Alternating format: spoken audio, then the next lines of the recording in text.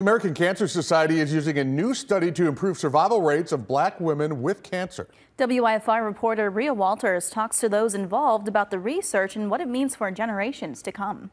The American Cancer Society is ensuring that there is equity in cancer care. Dr. Alpa Patel, along with Dr. Lauren McCullough, leads the American Cancer Society's efforts to improve survival rates among Black women diagnosed with some form of cancer. Using research from a Voices of Black Women study, they say it's critical to build a bold plan of attack. This is a tremendous, exciting opportunity with the American Cancer Society for us to build partnerships with communities of Black women across the nation, to listen to them in meaningful ways, lift up their stories, and ultimately understand how these unique experiences can help shape the path towards eliminating barriers. Rockford City Council member Gina Meeks is one of those voices. A year ago, she was diagnosed with triple-negative breast cancer. This mission touches her soul. And these kinds of statistics, 40% more likely chance that I would die, 2 times more likely chance that I won't survive.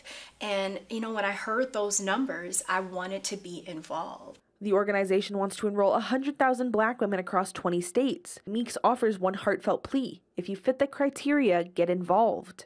Unfortunately, people like me who have been diagnosed with cancer cannot participate in this study, and I guarantee you every single one of us that has been diagnosed would have wanted to. But now it leaves it to those that have not been diagnosed to help. In Rockford, Rhea Walters, WIFR News. To sign up for the study, go to voices.cancer.org. You can also support the American Cancer Society at its walk at Rock Valley College on October 5th.